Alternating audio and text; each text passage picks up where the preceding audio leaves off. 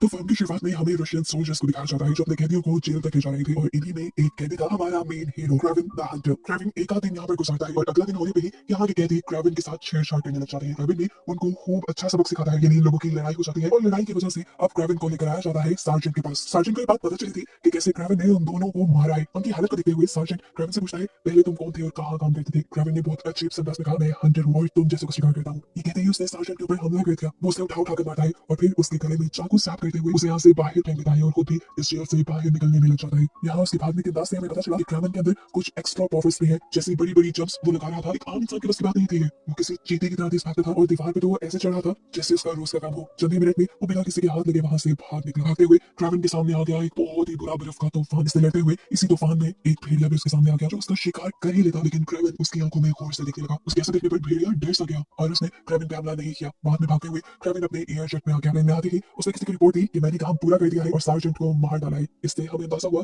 कि वो कोई कैदी नहीं था, बल्कि वो अपने किसी मिशन को पूरा करने के लिए यहाँ कैदी बनकर आया था। सीन अब पास्ट में शिफ्ट होते हैं और हमें क्रेविन और क्रेविन के भाई की पास्ट लाइफ दिखाई जाती है। दिखाया गया कि आज कॉलेज से पिक करने के लिए इन दोनों के फादर निकोला आए थे, जिन्हें देखकर ये दोनों हैरान हुए और कुछ ही देर में उन्हें वजह भी पता चल गई कि आज उनकी मॉम ने सुसाइड कर ली थी। ये सुनकर दोनों को शदीद सदमा हुआ। अगले लगा कि वो अपने मॉम की फ्यूनरल पे जा रही है, लेकिन उसके डैड इतने बेरहम थे कि उन्हें लेकर हंटिंग के लिए चले गए। जब क्रेविन और उसके भाई ने इस बारे में पूछा तो उसके डैड ने कहा कि फ्यूनरल उनका होता है जिनकी डेथ होती है और तुम्हारी मॉम ने अपनी जान खुद ली है। वो इतनी आसानी से इस तरह की बातें इसलिए कर पा रहा था क्योंकि वो एक गैंगस्टर था और साथ ही वो ड्रग डीलर भी था। वो अपने बच्चों को अपने जैसा बहादुर बनाना चाहता था। वो इस टाइम अपने बच्चों को हंटिंग सिखाने के लिए इसलिए लाया था ताकि उसके बच्चे बेस्ट हंटर बने। ये लोग जानवरों को मार के जानवरों की थाली में स्मगल किया करते थे, लेकिन क्रेविन और उसके भाई दोनों को ये काम पसंद नहीं था। फिर अपने डैड की बात मानते हुए ये लोग शिकार के लिए आगे बढ़ जाते हैं। जिस शेर का शिकार करने ये लोग इस जंगल में आए थे वो शेर भी एकदम से इनके सामने आ गया। क्रेविन उसे देखकर डरा नहीं। क्रेविन ने उसके ऊपर बंदूक तानी और शेर की आंखों में देखने लगा और क्रेविन के इस तरह देखने पर जैसे शेर भी एकदम से डर गया। क्रेविन चाहता तो बड़ी आसानी से इस टाइम शेर का शिकार कर लेता, लेकिन उसने ऐसा नहीं किया। इस शेर को मारने का उसका दिल नहीं माना, लेकिन इतने में ही पीछे से क्रेविन के डैड के निकोलाई ने शेर के ऊपर गोली चला दी और अपने ऊपर हुए हमले से शेर को भी गुस्सा आ गया। उसने बदला लेने के लिए उल्टा क्रेविन के ऊपर ही हमला कर दिया। क्रेविन को चपटने के लिए वो आगे की तरफ बढ़ रहा था। अपने बेटे को बचाने के लिए पीछे से निकोलाई उस शेर के ऊपर शूट करता रहा, लेकिन फिर भी शेर ने हार नहीं मानी और वो क्रेविन को घसीटते हुए दूर ले गया। फिर शेर ने आकर क्रेविन की बॉडी को एक जगह पर फेंक दिया और ये सब जंगल में सैर करने आई एक लड़की ने देख लिया। क्रेविन को जख्मी हालत में देखकर इस लड़की ने चंद कतरे किसी खास सिरम की क्रेविन के मुंह में डाली और देखने को मिला कि उससे क्रेविन को बेइंतहा ताकत मिली और क्रेविन खुद ब खुद ठीक होने लगा। कुछ ही देर में यहाँ रेस्क्यू टीम भी पहुंच गई जो क्रेविन को लेकर जब यहाँ से जा रही थी। उस लड़की ने क्रेविन के हाथ में एक छोटा सा कार्ड रख दिया। क्रेविन हॉस्पिटल में पहुंच गया। वहाँ क्रेविन का इलाज भी शुरू हो गया, लेकिन क्रेविन की हालत इतनी ज्यादा क्रिटिकल थी कि वो मरने की स्टेज में था। यहाँ तक कि डॉक्टर ने उसे डेड डिक्लेयर भी कर दिया, लेकिन हैरत अंगेज तौर पर चंद मिनट गुजरने के बाद ही एकदम से क्रेविन जिंदा हो गया। जिंदा होते ही उसने अपने हाथ में उस कार्ड को देखा जो उस लड़की ने उसे दिया था। इसी वक्त हम देखते हैं कि क्रेविन के डैड और भाई भी उससे मिलने आए। उसका भाई उसे जिंदा देखकर बेइंतहा खुश था। क्रेविन बेशक से जिंदा हो गया था, लेकिन क्रेविन की हालत इतनी ठीक नहीं थी। लेकिन फिर भी उसके डैड क्रेविन को हॉस्पिटल से निकाल कर घर ले जाते हैं। घर में क्रेविन के डैड ने उसके लिए एक सरप्राइज रखा था। सरप्राइज था उस शेर का मुंह जिसने क्रेविन के ऊपर हमला किया था। क्रेविन उसे मारना नहीं चाहता था, लेकिन उसके डैड ने उसका बदला लेने के लिए शेर को मार डाला और ये जानकर क्रेविन को बहुत गुस्सा आया और उसने अपने डैड से बोला, डैड आपको ये नहीं करना चाहिए था, आपको उसे नहीं मारना चाहिए था। ये सुनकर उसके डैड और भी गुस्से से तंग गए और उन्होंने गुस्से से क्रेविन को अपने से दूर कर दिया। क्रेविन अपने कमरे में चला गया। कमरे में जाते ही उसने अपनी पैकिंग शुरू कर दी और साथ में वो कार्ड भी रखा जो लड़की ने उसके हाथ में दिया था और रात के अंधेरे में वो यहाँ से निकल गया। क्रेविन को जाते हुए इसका भाई देख रहा था। उसे रुकता है और कहता है, भाई आप मुझे छोड़ के नहीं जा सकते। लेकिन तब क्रेविन ने उसे समझाया, देखो मैं तुमसे ज्यादा तो नहीं जा रहा, वहां जा रहा हूँ जहाँ हमें मॉम लेकर जाती थी। कहते ही वो निकल गया। ये जगह एक जंगल थी जहाँ उनकी मॉम उन्हें लेकर जाया करती थी। वो जगह जंगल में थी। जंगल में पहुंचते ही क्रेविन को एक बड़ी मुसीबत का सामना करना पड़ गया। उसके सामने बहुत सारे बैल आ गए जो भाग रहे थे। उनसे बचने के लिए क्रेविन अपना सर नीचे करके खड़ा हो गया, लेकिन आंखें बंद करने से मुसीबत थोड़ी ना टलती है। रात को दौड़ पर उसकी आंखें बंद करने से मुसीबत टल गई। उसे किसी भी बैल ने नहीं किया। जब उसने सर ऊपर करके देखा तो एक बैल उसे बचाने के लिए उसके सामने खड़ी हुई थी। वो हैरान होकर इस बैल की आंखों में देखता रहा और फिर बैल साइड से होकर चली गई। वो आगे बढ़कर उस कैंप में आया जहाँ उसकी मॉम उनको लेकर आया करती थी। ये जगह बेइंतहा खूबसूरत थी और उसने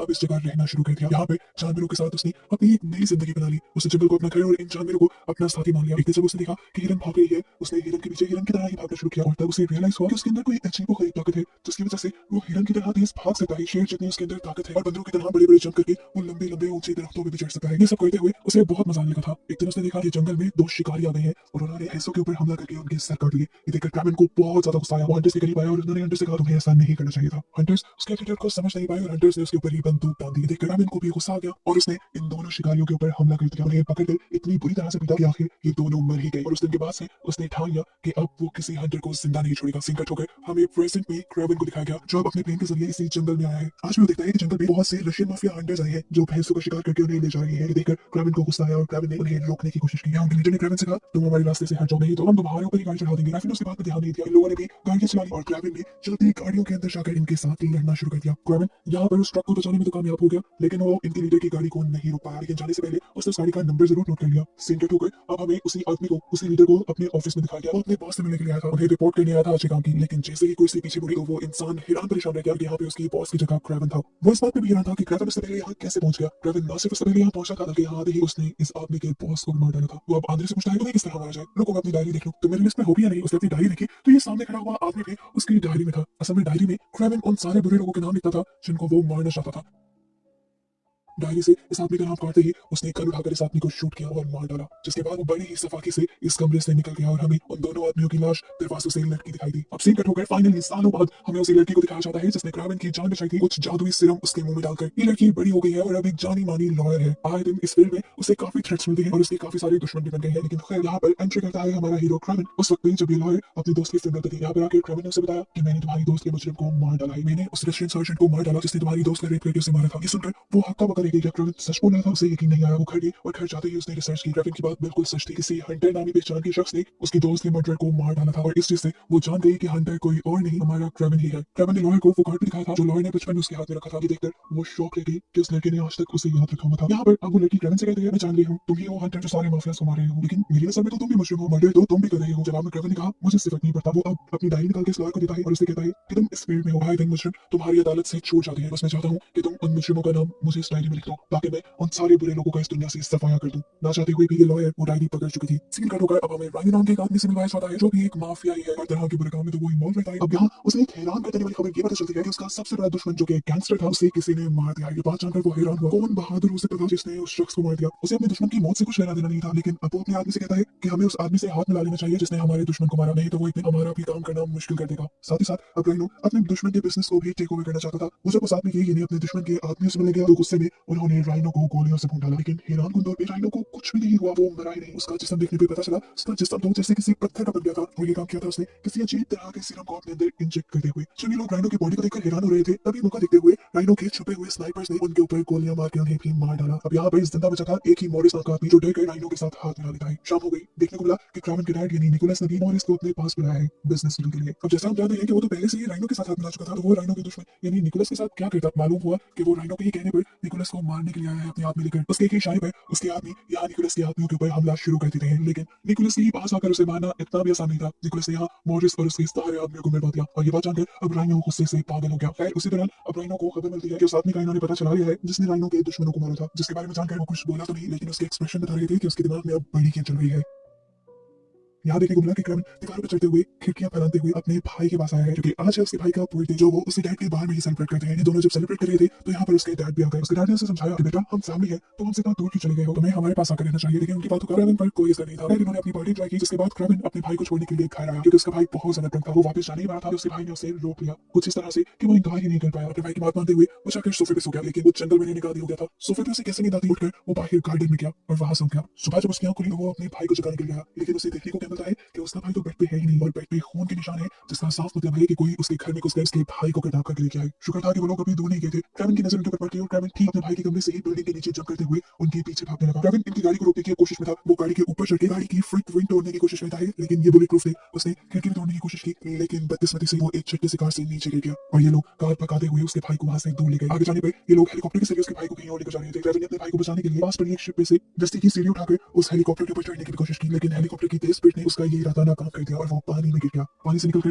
परेशान क्रेवन अब लॉयर के पास आता है और उसे सारा मसला बताता है कि किस तरह किसी ने उसके भाई को किडनैप कर लिया है। वो यहाँ पर इसलिए आया था कि लॉयर पता करवाए कि आखिर वो कौन है जिन्होंने उसके भाई को किडनैप करवाया है। उसे कहने के मुताबिक लॉयर अपने आदमी के जरिए उसे पता भी करवा देती है कि इस टाइम उसका भाई है कहाँ। खैर ये बात तो क्रेवन को अपने डैड के जरिए भी पता चल रही थी कि उसके भाई को किडनैप करने वाले भी माफिया हैं और उन्होंने पैसों के लिए उसके भाई को किडनैप किया है। अपने डैड से कहता है वहाँ पर प्रॉब्लम क्या है, देते ना आप उन्हें पैसे। जवाब में उसके डैड बोले अगर मैंने उन्हें पैसे दे दिए तो वो मुझे कमजोर समझेंगे और मैं कमजोर साबित नहीं करना चाहता अपने आपको, चाहे इसमें मेरा बेटा क्यों ना माना जाए। इस सुनकर क्रेवन को बहुत ज्यादा गुस्सा आया और वो समझ गया कि अब अपने भाई की जान वो खुद ही बचा सकता है। सीन कट होकर दिखाया गया कि एक आदमी ने आकर उस लॉयर को किडनैपर्स के बारे में और इन्फॉर्मेशन दी है, उनकी लोकेशन तक का पता चला लिया है। ये देखकर वो लॉयर बहुत खुश हुई और देखने को मिला कि सिर्फ 5 मिनट बाद ही वही आदमी जाकर राइनो के एक बंदे से मिला और यहाँ पे हमें ये रिवील हो गया कि असल में वो किडनैपर कोई और नहीं बल्कि राइनो के ही आदमी है और राइनो किसी तरह क्रेवन को ट्रैप करना चाहता है, इसलिए वो अपनी सारी इन्फॉर्मेशन खुद ही क्रेवन तक पहुंचा रहा है ताकि क्रेवन उसका पीछा करते करते उस तक पहुंचे। अब राइनो के प्लान के बिल्कुल मुताबिक वो लॉयर क्रेवन को किडनैपर्स की लोकेशन बताती है और क्रेवन उसकी बताई लोकेशन पे अपने भाई को बचाने के लिए भी पहुंच जाता है। वहां पहुंचते ही उसने गार्ड से लड़ना शुरू कर दिया। गार्ड्स के पास गन्स भी थी हालांकि, लेकिन फिर भी क्रेवन बहुत ही आसानी से एक वक्त में दो गार्ड से लड़ पा रहा था और दो गार्ड्स को मार के उनकी स्नाइपर ले लेता है और उससे बाकी लोगों को मारते हुए उस रूम तक पहुंचता है जहां पर उसके भाई को किडनैप करके रखा गया था। इससे पहले कि वो अपने भाई को छुड़ा था वो यहाँ इनके लीडर के साथ लड़ने लग जाता है और लड़ते लड़ते जब वो खिड़की के पास ही था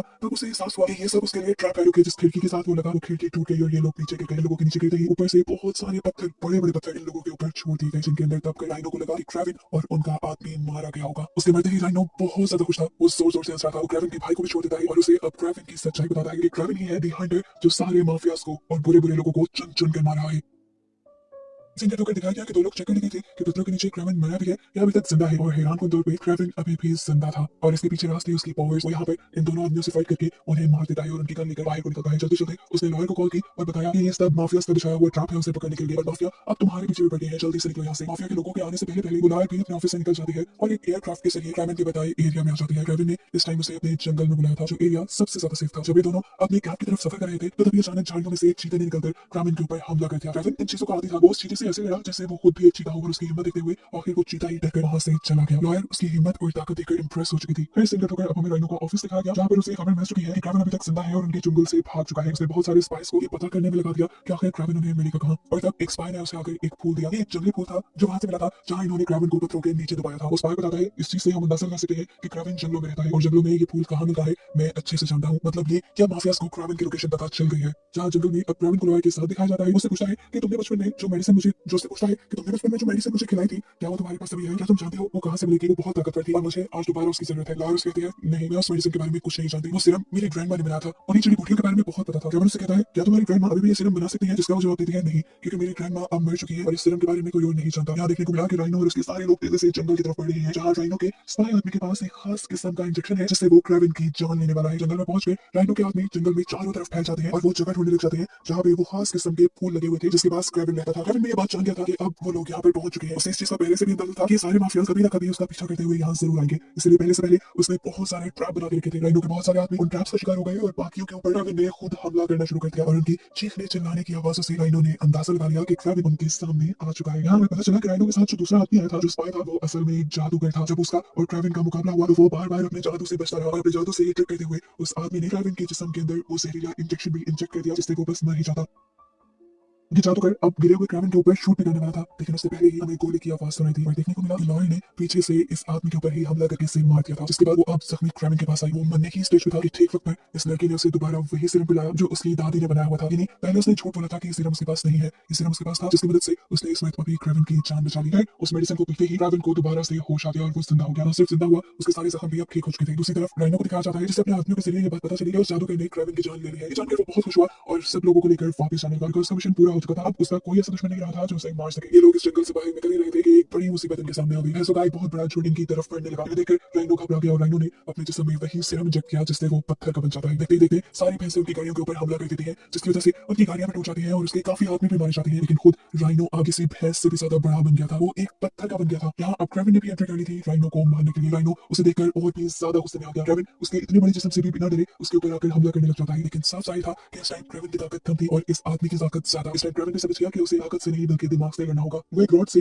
राइनो के जिस्म के उस हिस्से पर हमला करता है जहां से वो अपने अंदर सीरम इंजेक्ट किया करता था। ऐसा करने पे वो कमजोर पड़ गया जिसके बाद राविन ने उसे रस्सी से बांधा और उसकी रस्सियों को गोल गोल घुमाकर भैंसों के सींग के साथ बांध दिया। भैंसें जो पागलों की तरह भाग रही थी वो राइनो को घसीट घसीट कर यहाँ से ले जाने लगी। गोल गोल घूमते हुए घसीटते हुए उसकी हालत बिल्कुल पतली हो गई। यहाँ राइनो बिल्कुल मरने वाला था लेकिन क्रेविन को उस पर अभी भी इतना शदीद गुस्सा था कि वो गोलियां मार कर उसकी जान लेना चाहता था। लेकिन ठीक वक्त पर आकर क्या क्रेविन के भाई ने उसे रोक दिया और तब क्रेविन ने राइनो से सवाल किया कि बताओ वो कौन था जिसने मेरी वीडियो तुम तक पहुंचाई थी, जिसने तुम्हें मेरे बारे में बताया। ये सुनकर राइनो हंसने लगा और बोला तुम नहीं जानते, वो तुम्हारे डैडी थे जिसने तुम्हारे बारे में मुझे बताया था। ये सुनकर क्रेविन तो जैसे टूट सा गया। क्रेविन अपने डैड की इस घटिया हरकत के पीछे वजह जानने के लिए जब उनके पास गया तो डैड ने बताया कि मैं पहले से ही जानता था तुम माफियाज को बुरे लोगों को मार रहे हो और मेरे बिजनेस में सबसे बड़ा दुश्मन था राइनो। ना मैं उसे हरा पा रहा था और ना ही उससे दोस्ती का हाथ मिला पा रहा था। फिर एक दिन उसने मेरे ही एक साथी को मरवा दिया और उसके पूरे बिजनेस पे कब्जा कर लिया। हालांकि वो बिजनेस मेरा होना चाहिए था। गुस्सा मुझे बहुत आया लेकिन मैं चाहता था मैं राइनो से बदला नहीं ले सकता, इसीलिए मैंने राइनो को उकसाया तुम्हारे खिलाफ। मैं जानता था वो जब तुम पे और तुम्हारे भाई पे हमला करेगा तुम उसे छोड़ोगे नहीं और तुमने ऐसा ही किया। ऐसे अपने डैड के ही प्लान में खेलते हुए क्रेविन ने अपने डैड का रास्ता साफ कर दिया था और अब उसके डैड भारी पोजीशन में थे, एक बड़े माफिया बन रहे थे और ये चीज क्रेविन को कहां बर्दाश्त थी। क्रेविन तो चुन चुनकर सभी बुरे लोगों को मार रहा था तो क्या वो अपने डैड के लिए इंसाफ न करता। वो अपनी डैड की सारी बात सुनकर